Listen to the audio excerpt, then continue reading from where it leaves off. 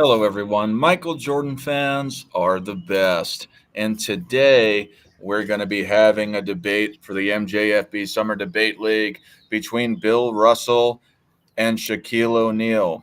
But first, let's welcome the two debaters. A familiar face, Hoop God. How are you today? Man, I'm great. Just another day to talk basketball.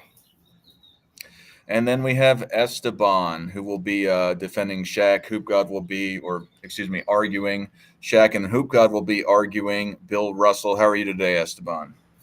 Doing okay. Glad to be here. Awesome.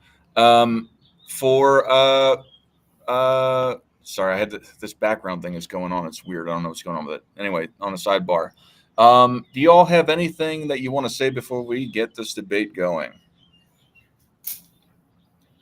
Not really. Not on my end. All right, let's roll right into it. Um, it's going to be for the people that are just tuning into this. It'll be 5 3-minute rounds, and Hoop God.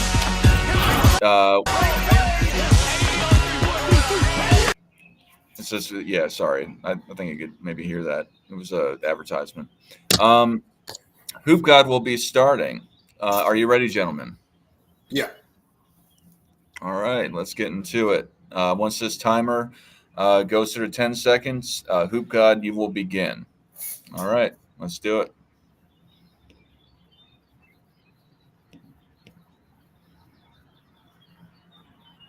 Three, two, one. Okay, so I will be stating my case for why Bill Russell, and just for the sake of this conversation that we're having, would be the better player over one Shaquille O'Neal. So to start out, the great Bill Russell. A lot of people who do not research this man just do not necessarily understand his impact on the game. And what do I mean by that? I mean by when you're just looking at the basic box score, you will say, oh, well, he's not a great player. However, there's more to just scoring. Again, like the great Herm Edwards stated, you play to win the game. Now, Bill Russell, let me start from high school, college to NBA. Got cut his sophomore season, much like somebody else I won't name on this particular topic, but anywho, he went on to win a championship in high school. Then he went on to San Francisco for the Dons.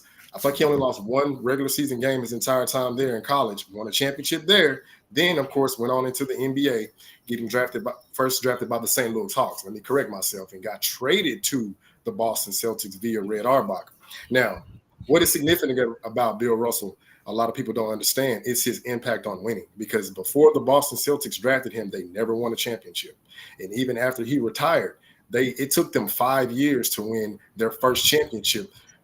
For comparison, that's how long it took Kobe Bryant to win his first championship once Shaquille O'Neal ultimately got traded to the Miami Heat. Another thing with Bill Russell's career that I think a lot of people just misconstrue, and they do it, I believe they do it unintentionally, is that he couldn't score.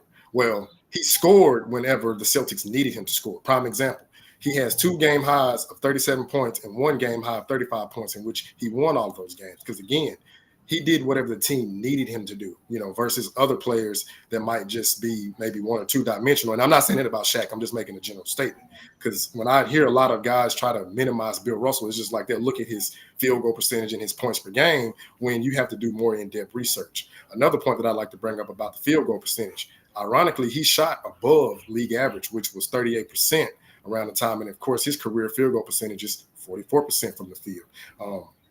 Also, his career high in rebounds, because that's where he really dominated and specialized. His career high is 51. I mean, that's like Wilt Chamberlain type numbers. Granted, the pace was faster. However, even if you adjust it to this modern day era, he still should be hovering anywhere from the mid 40s to low 40s, give or take. What I like about Bill Russell as well, outside of the numbers, is his leadership, his selfless approach, and how he ultimately augmented his teammates, and which led to their success, winning 8 straight championships, and then in a total of 11. So that's my initial statement for Bill Russell in this particular topic on why I believe he's the better center. 3, 2, 1. So with many of the points that you made, I do have to agree with. Rebounding was, of course, 3, the highest statistic. 2, 1. Oh, I messed that up, I guess. All right, just keep going. So I do have to agree with a lot of the statements that you made, especially with the rebounding part of it. Shaq didn't have as many rebounds. Obviously, he could rebound. He was a defensive force to be reckoned with. 7 feet tall, a little taller than Bill Russell. So height-wise, he had an advantage. I know that Bill Russell had a 7-foot wingspan, or maybe a little more. So that's, of course, a benefit too. But again, on the points aspect of it, Shaq clearly was extremely dominant in the paint. Although Bill Russell went up against a player like Will Chamberlain, who was probably, in terms of dominance, the same as Shaq, but of that time. At the same time, you had basketball, which wasn't as technically sound, or even with the players that you may think of in the 80s and 90s and the ones that came afterwards, 2000s onwards. So the game aspect of it was still in development. And although the Boston Celtics, to win 11 championships, you got to be good. You have to have the players. Unfortunately, Bill had players that could score. As an example, you had Bob Cousy, who was scoring 18 points a game. You had Tom Henson, who was scoring about 18 or 19 points a game. And although the percentage of the players throughout the league was a lot less, that's the same equivalent as when Shaquille O'Neal was playing in the 90s and 2000s. He was averaging about 55 to 60%, maybe sometimes a little more. And then you had players who were throughout the league who were probably averaging 45% to about 50%. So in a way, the shots are getting better, the ones that they're taking, and the centers usually have a high percentage. Why? Because they're already near the paint. Now, Bill Russell, he may have had a few matches where he scored 30-something points, but you're not going to compare that to other players who averaged a little more than him. And then when Will Chamberlain got in there, it was like a lot more than that. And then you have players like Bellamy, Oscar Robertson, Jerry West, who were throughout that time playing and averaging a lot more than him. Bill Russell was like 19th out of like 25 players on the scoring list throughout the 60s and late 50s. And, so that's a credit to him. But still, Shaquille O'Neal was like a tornado rather, of just limbs. Okay, the speed in which he moved, the way he was able to dominate you in the paint, Three, was something two, completely different. 1. Okay, so yes. Now, speaking on the points aspect, like I wouldn't even attempt to argue there because that is, well, without a doubt,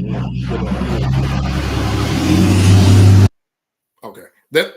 That is where Shaquille O'Neal, without a doubt, is the most gifted. I mean, he was a behemoth. Stephen A's on record of saying it. I mean, just about everybody, like that prime Shaq, he was a monster. Now, where I would have to give a little pushback on Shaq is that, well, when he went up against those guys in the 90s, essentially, like the Hakeem Olajuwons, and then, of course, Michael Jordan, when he came back and played his full season, he subsequently got swept. Now, I'm just looking at that aspect like, okay, at least one game. I mean, I would think that, you should be able to exhort your will to get one game. But I mean, granted, again, different eras, different styles of play. I get it.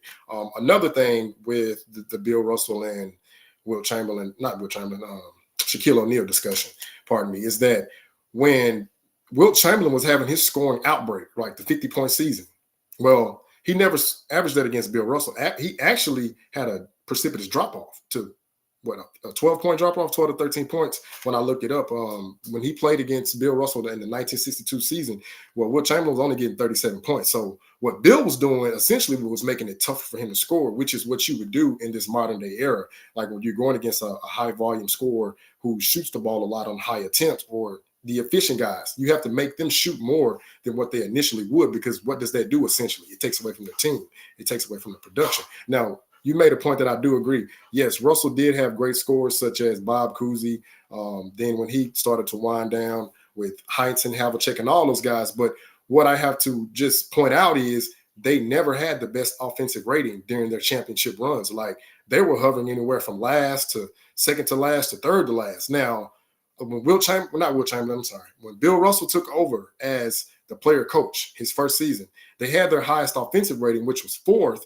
However, they didn't make the finals. So the very next year, they get right back to what they do best, defense. And then what do? They rattle off 3 more championships. And as quiet as kept, the year that they played the defending champions, Wilt Chamberlain, which was a game 7 as well, he held Wilt Chamberlain scoreless in the second half. Now, Wilt Chamberlain in the first half, he was trying to get his flow, get his rhythm, but however, Bill Russell's defensive prowess ultimately dictated the pace of that game, and then it led to them beating them and going on to the championship. Now, another thing I want to mention about the better players, well, I would have to ask this question.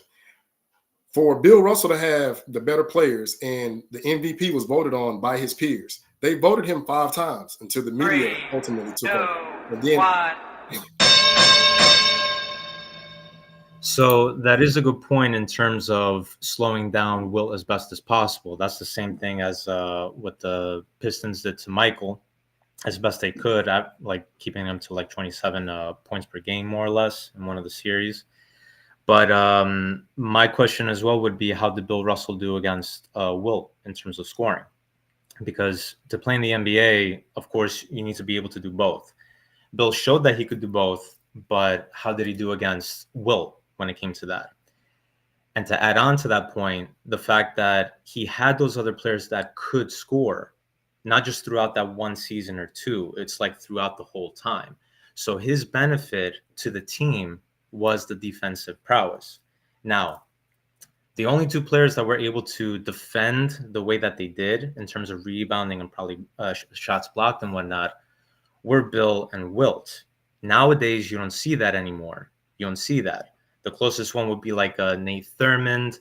Then there's other players too that came into dominance, or even Bob Pettit, that he also averaged a certain amount of rebounds, not as much as Wilt or Russell. But there's a reason for that. So when it comes to scoring wise, that's a benefit to the team that was already on the Celtics. The roster didn't really change too much. You had Bob Cousy and probably one other player that retired, and then that's it. Then they had to run a whole different thing, and they were still able to dominate on the offensive, which let Bill just worry about defense. Now, in terms of the 11 championships, yeah, that's a remarkable thing. But again, other teams have been able to get close to it. Magic Johnson, he made more appearance finals than he did winning rings. Michael Jordan won every single finals that he was at, 6 championships. But probably you're not going to see that anymore because of the way that the game was at that time. Okay, I'm pretty sure with the dominance that you had of Michael Jordan throughout the 80s and throughout the 90s, and including Shaq on top of that, but the average amount of points he would score, the size that he had, okay, that's another aspect too. Bill Russell was 6'10". Wilt Chamberlain, a little taller. The average height of the players at that time were from 6'2" to 6'4". Of course, you had the centers who were a lot taller than that, of course, but you still had the situation where he was a lot taller than everybody else. And then gradually the height, just like the scoring, just like the field goal percentages, started to go up. And there's a reason for that. So Bill was a remarkable player, but Shaq, during the 90s and 2000s, he was truly dominating a sport that had clearly elevated to that. And the players got taller, they got more technically, and all those things. Okay, now what I wanted to follow up on in my initial post was about the on the team aspect. Now, when Bill Russell, when he retired, okay, again, they were always first or second in defense when he got there. When he retired, they dropped all the way down to the very bottom, and then they went 38 and 44. Of course, missing the playoffs without him because, again, they had to go into that rebuilding mode. Now, I'm saying that to say this. When I'm looking at Shaquille O'Neal, now, granted, him being with the Orlando Magic with Penny Hardaway and Dennis Scott, Nick Anderson, and all those guys, right? Great team. However, got to the championship, didn't win. Now, when he's with the Los Angeles Lakers, a little bit of a more formidable team. Had Nick Van Exel, he had Eddie Jones, and then Kobe Bryant was coming off the bench. They were getting swept by the Utah Jazz. Now, I'm saying that to say this because that is a team with a great IQ, much like the Boston Celtics. They were not going to try to outdo you at what you did best. They were going to do what they did best and then ultimately capitalize on your mistakes. which is why Phil Jackson is on record of saying he tried to avoid the Utah Jazz because of their high IQ when his team was in their developmental stage, because he knew they could run that pick and roll with all the other actions that they did on the opposite side that caused so much havoc. Right now, I would have to ask, no player that Bill Russell played with could even compare to the scoring, production, impact, and effectiveness of a Kobe Bryant. Now, I feel like that's a testament to Bill Russell being able to give the defensive effort and being able to give that defensive production that he ultimately didn't have on the offensive side. But again, he didn't necessarily need it, because from high school, college, and in the Olympics, well, Bill Russell could score when the team needed him to. And I remember he had a conversation with Kobe Bryant saying, I would look at my opponents and I would figure out what's their agenda. Prime example, Wilt Chamberlain. He knew Wilt was obsessed with his stats. So Bill Russell would play the psychological game with Wilt, like in his ear talking like, hey, man, why didn't pass you the ball? Like, hey, man, you ain't getting enough shot attempts. Like, hey, man, damn, you could have took that shot. And, of course, Wilt Chamberlain would do what? Buy into it every single time, because when they played each other, of the 8 matchups, Bill Russell went 7-1 against Wilt. And then they also played in 4 overtimes, and all those overtimes went, of course, to Bill Russell Celtics over Wilt Chamberlain's team. Now, what I will give Wilt his credit on, not to digress, that he did lead the league in assists, and he ultimately did not start winning until he started playing more like Bill Russell. Now, getting back to Shaquille O'Neal versus Russell, I really feel like Shaq underwhelmed, because at his size, his stature, pause, no diddy, he should have at least 2 or 3 rebounding titles, 1 or 2 block titles. Now, granted, they didn't record blocks in Bill Russell's era, but I've seen numerous times that between him and Wilt, they said that those guys would have been hovering anywhere between 7 to 8 blocks per game. 3, 2, But I do feel like Bill Russell. Right. So again, with the whole blocking situation, which is a shame that they didn't record that, because that would have been great to have just statistic wise. And again, you always have to read between the lines past the statistics. Now, Shaq, again, maybe he didn't have the defensive rebounding or offensive rebounding that was completely necessary. That would have been great. A combination of Shaq with Bill. But the thing is, again, you need to be able to defend well enough to block those shots. And number 2, the players during the time that Shaq was playing against were a lot more developed. They were able to learn from probably mistakes of the past and try to improve on the things that were already working for them. Again, a lot of players back in the 50s and 60s, they probably weren't as good as the players that are playing today. JJ Redick, because I hate his guts, he would have been just another regular player, just like he was in this time period. Probably one of the better shooters, but again, he would have been nothing. Shaquille O'Neal, on the other hand, that would have been just as dominant of a force, if not more, than Wilt Chamberlain. He also had to go through a development stage. Bill Russell, if he had started off on a different team, maybe wouldn't have been as good because of the functionality of the team, the talent that they had, and as mentioned before, the scoring that allowed Bill to just focus on something completely different. Imagine if he had to develop a scoring attitude, because now he has to defend and score. And that probably would have been a little more exhausting than anything else. And it is true that Will, combined with his individual talents, he started doing better when it was later on in the years, like in the late 60s and, of course, 1972. So that's clearly stated. But again, when it comes to Shaq with Bill, the points, Shaq made enough rebounds. He was clearly dominant to the point that nobody wanted to defend against him. Nobody wanted to play against him. And every single player was having an issue on how to stop him. Free throw wise, obviously that's, I forgot the term of it already. But Bill Russell wasn't that different either. So statistically, yes, Shaq is way better. That cannot be denied. Championship wise, yeah, but it's also a testament to the time, because nowadays you don't see that anymore. You don't see teams winning a substantial amount. Not even the Warriors, not even the great LeBron James, nothing like that. Shaq definitely would have dominated, and he would have had way more championships if he had played on a team that was similar to either the Celtics or the Lakers of that time. Definitely, for sure. 3, 2, 1. So I want to mention, like, I do agree with your take on JJ. Yeah, I call him JJ Rhetoric. He definitely would have been just another average player in that era as well. But what I wanted to speak on as well is, see, Bill, he was winning those MVPs by making it harder for his opponents to score, like Bob Pettit and the Walt Bellamy's and the Willis Reeds and of course the Wilt Chamberlains, the Nate Thurmans, and all those guys. So that's why I would give a testament to Bill on his defensive prowess once again. And then, like, if you look at it, Shaq had a blueprint, right? He could go look at Kareem. He could go look at Wilt. He could go look at Hakeem when he was still in high school. Of course, Bill Russell. Well, Bill Russell only had Bill Russell. So again, that's another reason why I feel like that's a testament to his mental fortitude and being able to do what? Figure out what the team needs and then utilize his basketball acumen, to augment his teammates. Then I would also have to say about the scoring. Again, I'm not going to put Bill Russell scoring nowhere near Shaquille O'Neal. But Bill Russell did lead the Celtics in scoring on numerous occasions, particularly the 1962 finals run where he led them in scoring. And I believe Cousy was already on the downside of his career, like he was starting to wind down.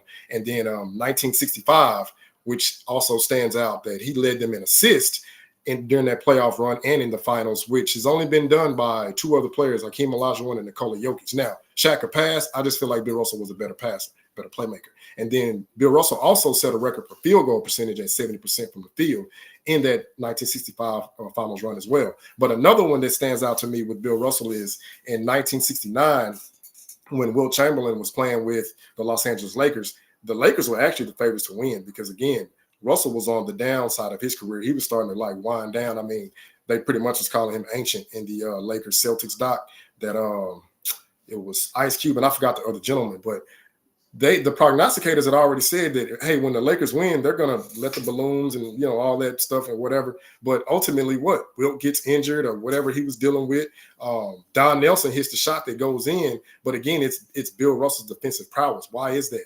If he blocks your shot 2 times, right? That third time, what's going to happen psychologically? You're going to pull up for a mid-range where you initially would probably try to get to the goal or get to your spot, but he knows that he can psych you out if he's blocked your shot or even interfered with it. Again, that to me, that's the game within the game and between the lines. Okay, so Shaquille O'Neal, yes, you're not going to challenge him neither, so I'm not going to be blasphemous and say nobody's going to do that to Shaq, but I'm just speaking on what Bill Russell was doing in his era versus what Shaquille O'Neal was doing in his era. Now, I would have to say this, of Shaq's finals centers, I believe it's a great conversation because in the finals, I don't think he went against nobody remotely close to Wilt Chamberlain. Now, when he was in his early stages, yeah, you can make the case of the finals in the West. Right. Now, in regards to the assists, yeah, that's great. I mean, Shaq had a few assists here and there too, mostly because the teammates that he was passing it to could actually shoot. To bring in another different player, just to make the point of it also depends on the team. If Bill had to do something else aside from defense, perhaps he would have struggled. And even if he didn't, it's probably because of his athleticism, his natural inclination to the game. And of course, the lack of being able to, stop a force like that. That's the same thing with Shaq. Okay, although he didn't have as many championships as Bill, or even other players like Magic and Robert Horry, to mention somebody like that. Again, it's that dominance, it's that fear, which Bill instilled on those people in the league at the time.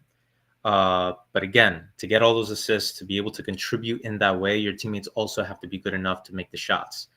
Another player to bring about is P. Maravich, one of the best scorers, one of the best playmakers. He was always on a bad team.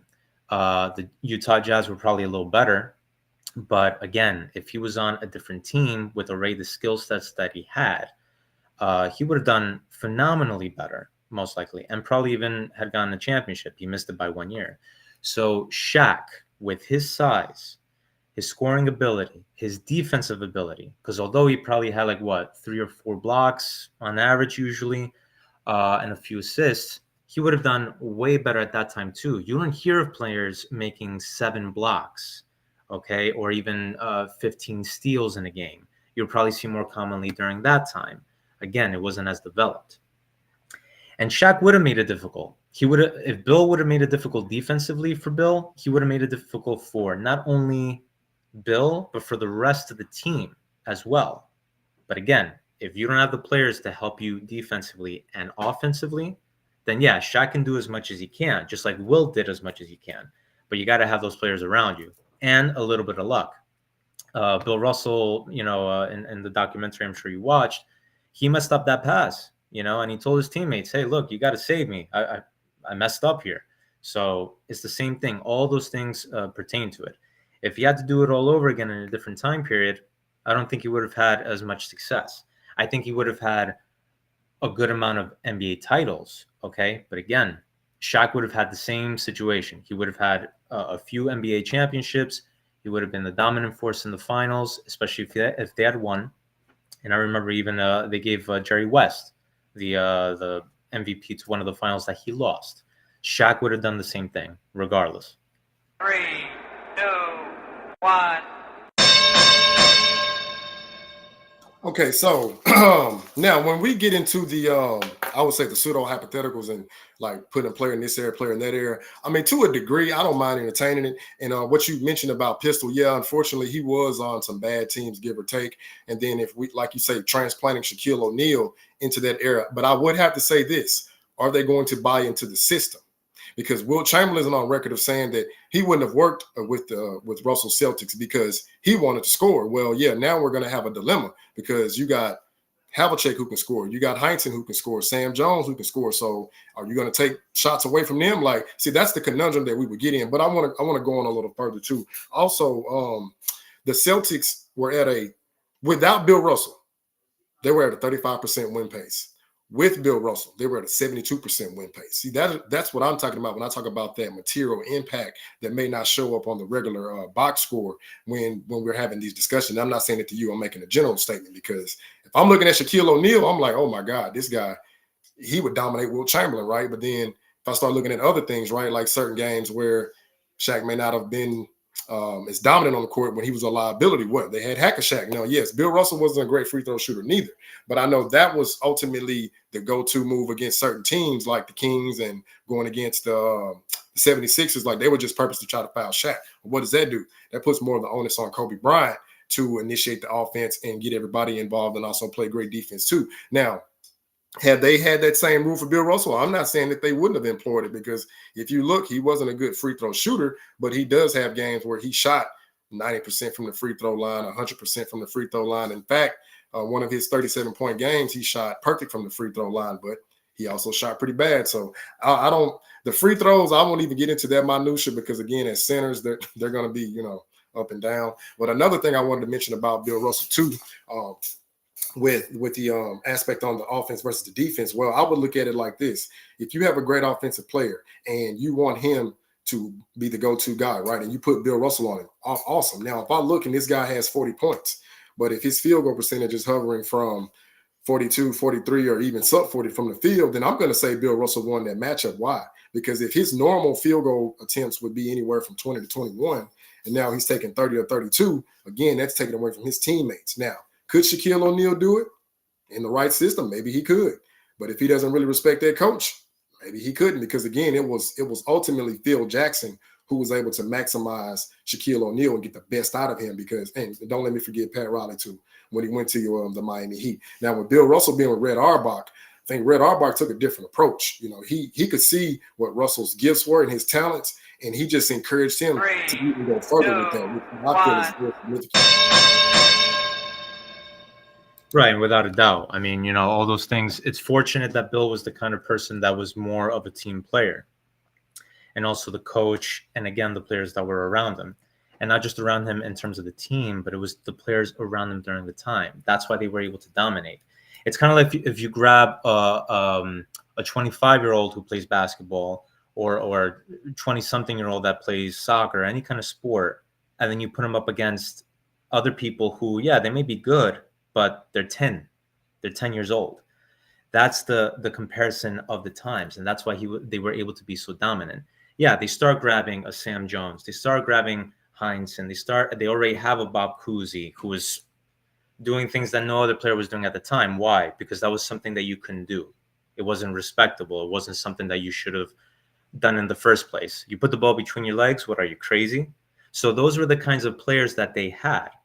And then other players, yeah, maybe they were able to replicate it to a certain degree. But, again, you had all these different players that had the talent necessary to do it. And offensively, they may have been good. They were known for that. But they were also known for having bad defense. Once they had Bill Russell and then they were able to switch around their mentality, yeah, they were playing a style of basketball and other styles of basketball that, yeah, no other team thought of really doing. It's amazing how Bob Pettit with the Hawks were able to win how they won. And then after that, they didn't win anything else. The best they had was, again, to bring up P. Maravich. Well, not really. Oh, yeah, that's the Hawks. But anyway, and again, when you have players like, if you compare to Shaq's, prime years, his best years, clearly with the Lakers, he didn't have players that, again, were scoring a whole lot. Players that were able to influence the game in different ways, very similar to Bill Russell. You had Rick Fox, scored about 10 points on average.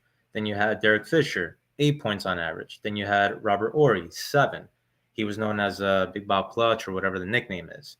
So he was able to hit those and be reliable in that way. But again, when you have those kinds of players, and fortunately, they had a Kobe Bryant who was able to become a scorer as well. But those were really the only two guys that were scoring. They didn't have other players that were able to do that. Along with the defensive presence that Bill was, it just made things a whole lot easier. And again, going back to the point of you're putting 25-year-olds who have a much better understanding of the game and much better talent and putting them up against players who were compared to 10 or 12-year-olds. Not that they're farmers and plumbers, they were certainly great, but they didn't have that development as what came later on in the 80s, throughout the 90s.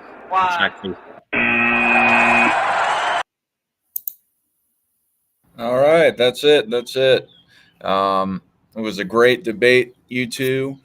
Bill Russell versus Shaq, something that is talked about sometimes. It's always great to hear, though. How do you guys think the debate went? You want to? I guess we'll start with Esteban since he's on the left here. Well, regardless of who wins, like it was pretty fun. It's the first time I'm doing it, but I think that I feel like it was a bit of a half and half because, as we stated before, I have Bill and Shaq on my list. Both of us do. So for me, it's a little difficult. I didn't have too much of a weighted side, so I was trying to do the best I can, but I feel like it was like a half and half sort of situation. I did think one Hoop God. Yeah, man, I agree with Esteban. I mean, I feel like we both brought great points to the table. Both players had their advantages, both players had their disadvantages, and I feel like they both were presented in a outstanding manner because, like he said, both of those centers are in my top 3 and they're in my top 10. Essentially, so. I definitely enjoyed it, of course, in this format anyway, because, there's other guys out there that want to interject and interrupt the stuff like this. But I really like these type of settings because you allow someone to speak and then it's a timer and then you let the next person speak. That way you can actually compartmentalize what they're saying. Right. Absolutely.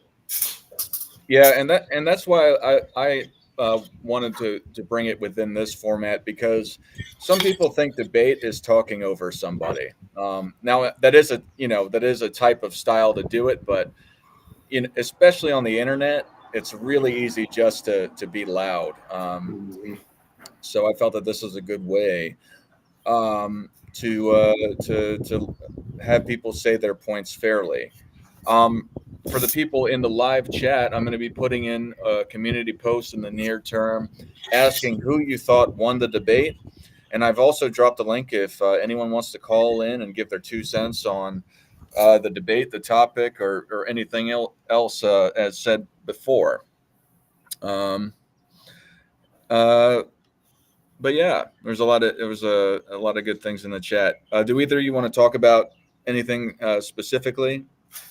Otherwise, yeah, I wanted to speak on a point that Esteban made about the low scores with Ori and all those guys. Now, granted, yes, I'm aware of that because it was the dead ball era. And just to be fair, I don't believe Russell's teammates will be putting up those high numbers in that 2000s era neither, because again, that pace in the 60s was so fast that I think only the 2010s rivals it as far as shot attempts and as many times they were getting up and down the floor. So transplanting Ori and those guys back in the 60s, I would say, yeah, they probably would easily be, double digits. Because again, I'm understanding what the style of play was back then versus the 2000s. So I just wanted to make sure I put that out there.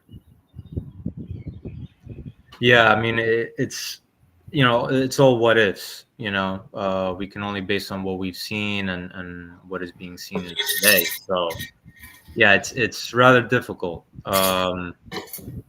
Yeah, because the pace was a lot back and forth, but you're probably taking more wild shots. Whereas now it's a little more like, okay, try to look for the better shot. Even nowadays, they still take wild shots. Oh yeah, I got very upset when I saw Russell Westbrook 7 for 21. I forgot what series it was.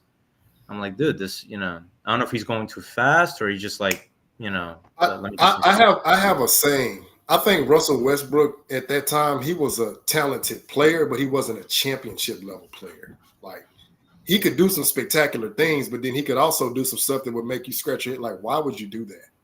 So yeah, Right. that's how I kind of like categorize certain players. Like, you got some guys that are superstar talent, they're just not championship level talent. And a similar point, and this will be my last point because we have to move forward. But Pete Maravich, again, granted, he was on teams that he had to take the most amount of shots. He was probably the only one that could really do it. Yeah. Or maybe it's just my ignorance. But yeah, there were times that he was below 40%, and that reminded me of Westbrook. But yeah, if I had to choose between the two, I'd probably go with Maravich, Now, I want to say this. Pistol Pete is actually one of my favorite players of all time, quiet as kept, because he led the league in scoring with 3 different times. And this is something else about Pistol Pete that doesn't get brought up. He wasn't afforded the luxury of playing that 3-ball era. So imagine how many points he would have had in college with a 3-point line. So Yeah, it's yeah, I think you guys brought a lot of great points to the discussion, and for me, I'm not going to get into my specifics of what I thought about the argument. I don't want to skew people's opinions if they start voting on it.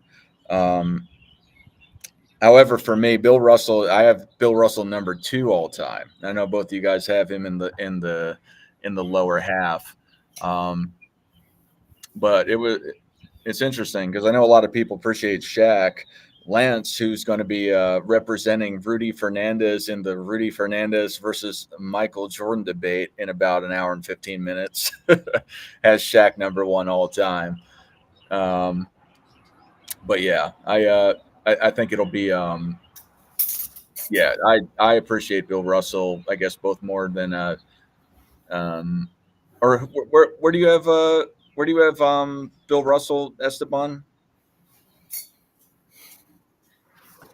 Well, to be honest, the only player that I put in the specific spot at number 1 was Michael Jordan, and then from 2 to 10, it's kind of like it could be mixed around. So I don't know. I think I put like Bill somewhere like maybe between 6 and 8, but again, that it wasn't in order. The only one that was in order was the number 1 spot for me.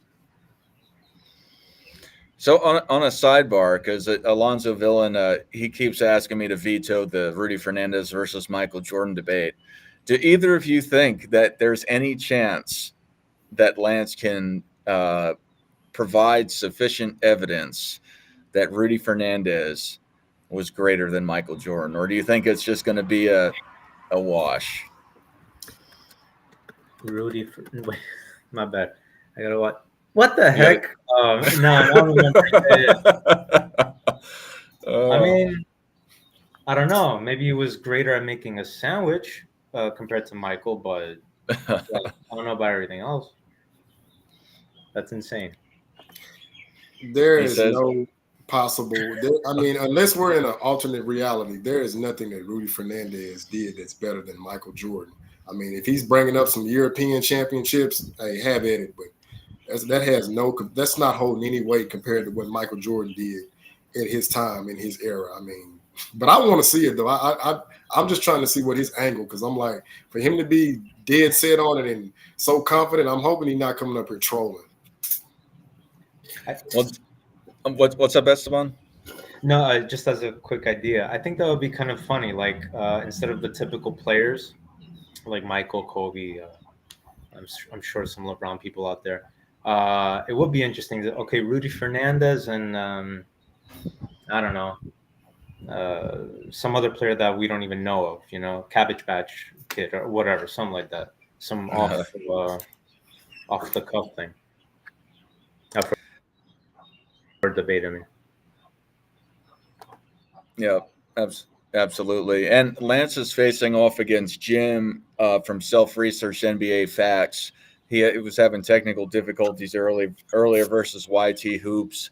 But the one guy that was supposed to debate Lance has not responded to my anything over the last 2 weeks. So I just considered him a wash at this point. So I'm just switching him and giving YT the win and having Jim, who puts the work in to do the research over the history and the statistics of the game. I think it's been interesting to watch. I want to see what Lance has to say to even make it debatable, or if he's just going to do a filibuster. That's what it sounds like to me, to be honest. Yeah, but all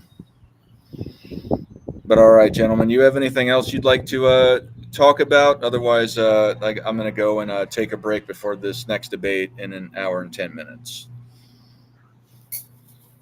No, I'm good.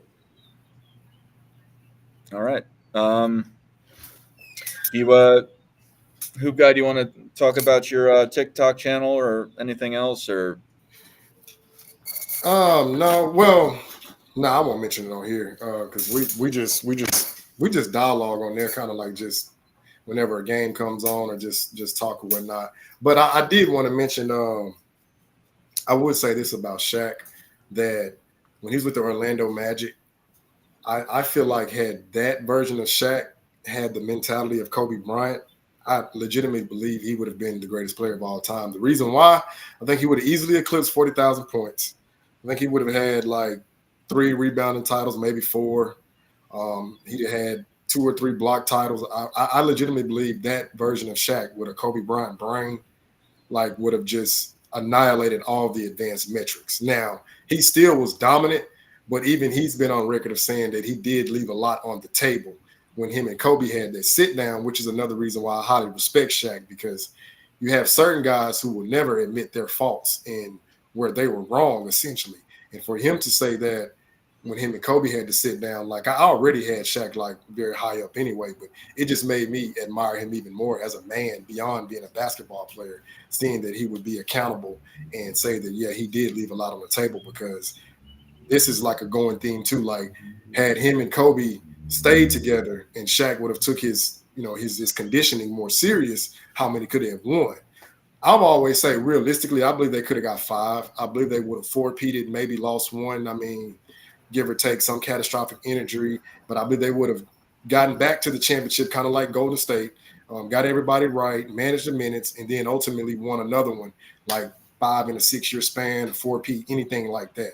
So that's just what I wanted to put on that. And then with Bill Russell, I do feel like putting him in this era with the training, with the conditioning, with the better shoes, the advanced coaching metrics, I honestly believe he would be rivaling Giannis Antetokounmpo if you just look at his biomechanics and how he moves, and like he got a 7'4" wingspan and his horizontal ability, And then of course they would have worked on his jump shot, so it would have improved his offensive ability. Just looking at both players from an optimistic perspective.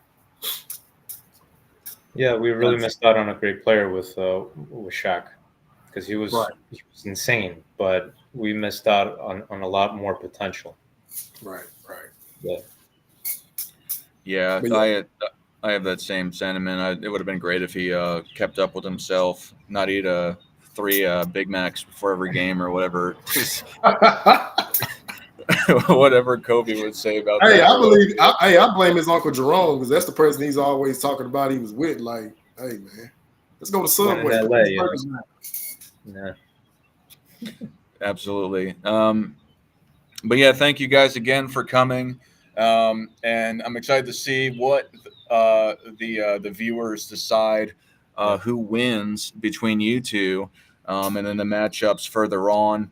I believe I got to look at the bracket again, but whoever wins this for the next round, I believe will be facing off. Oh no! You will face off against the winner of. I don't know. I'm gonna mess it up. I don't know. So, but anyway, I know the FYF Sports is on your side of the bracket. You might end up facing off against him. But anyway, Punani Chemist. It's gonna be in my community section for where you can go and vote. It'll be on the post in the community section, with a link to the video if you didn't watch the whole thing as well. But yeah, thank you both for coming again. It was a great debate, and I look forward to and again, for the people that don't know, that are just tuning in for the first time, it is a double elimination tournament. So whoever didn't win today, you'll be able to see them again, and they have the opportunity to still win the tournament. So if you think it was an upset or anything like that, you're able to go, and they may be able to come back and win the whole thing later on. But thank you guys again for coming. And I'll be hosting the Michael Jordan versus Rudy Fernandez debate in about an hour. And for everyone, Michael Jordan fans are the best.